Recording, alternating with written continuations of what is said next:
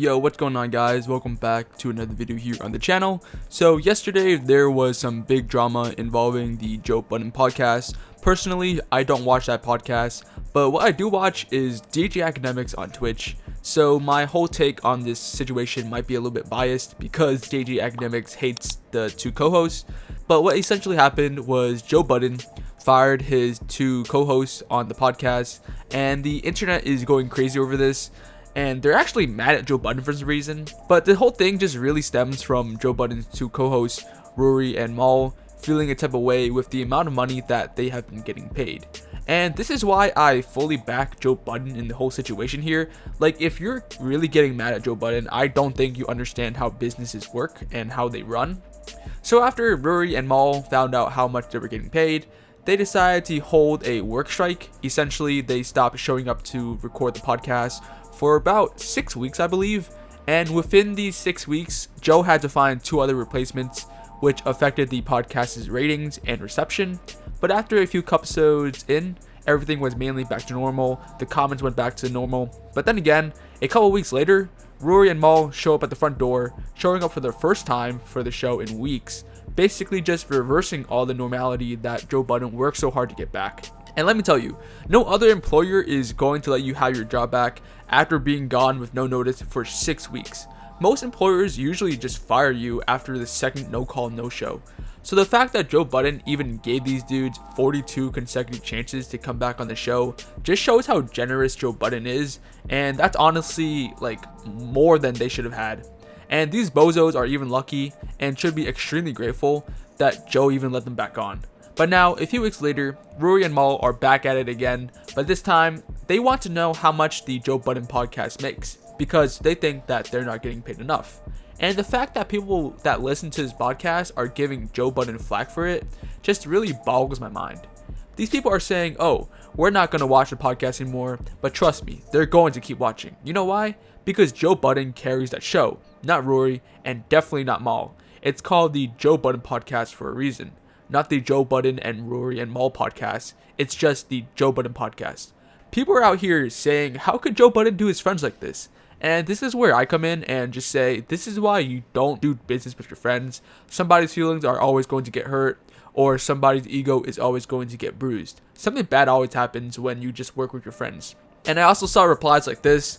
So why was it cool when Joe did it, but not cool when Rory did it? Which I responded to on Twitter. If you guys aren't following me already, you guys definitely should. I said, Joe brings all the value in that podcast.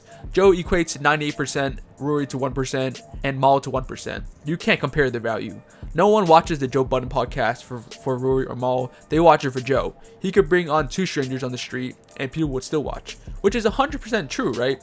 Back when Joe Budden was still on Complex doing the Everyday Struggle podcast with DJ Academics, people loved the dynamic of those two and would tune in every time to watch the both of them interact.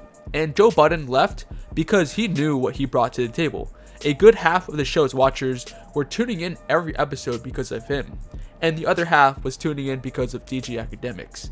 Joe Budden realized this, and when asking Complex for a bigger share of the pie in the profit that they were getting each time they aired an episode, Complex denied him, so he just left and started his own podcast, and he still has a sizable audience. That is why it was cool for Joe Budden to do it. If Rory and Mal start up their own podcast, who the hell is going to want to watch that? No one watches the Joe Budden podcast for Rory and Mal. They watch it for Joe. And for you to equate Joe's value to the value of those two is pretty ludicrous. You're telling me Joe needs to pay more for two bums that are so easily replaceable?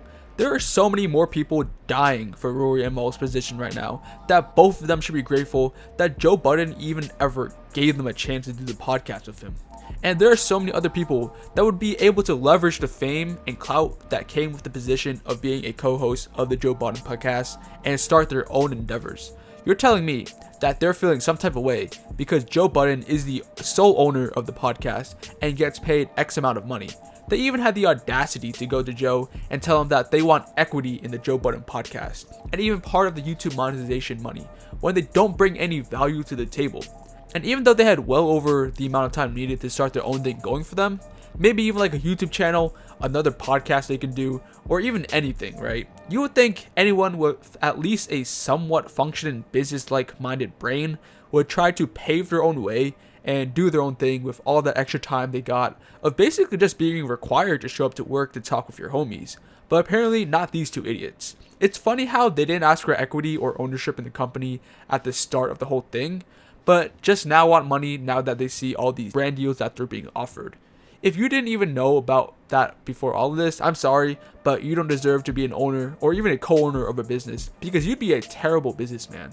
This is just a classic case of two people not knowing how to play their role on the team and that they're way overvaluing just how important they are. But now, just like that, they're going to get replaced and are going to get paid for their stupid way of thinking. But I don't blame the people who are blaming Joe. Most people aren't even the brightest and clearly don't have that same business mindset that Joe Budden has. But how could you blame them, right? But anyways, that wraps it up for this video, and that's it for me for today, guys. Let me know what you guys think about this whole Joe Budden situation down in the comments, as well as if you agreed or disagreed with anything that I've said. Also, thank you all so much for watching, and if you enjoyed the content, please make sure to leave a like and subscribe to the channel. Also, make sure to watch my last video if you missed it, and also follow me on Twitter at Spolt if you guys want to keep up with me. And as always, thank you guys all for watching. Peace out.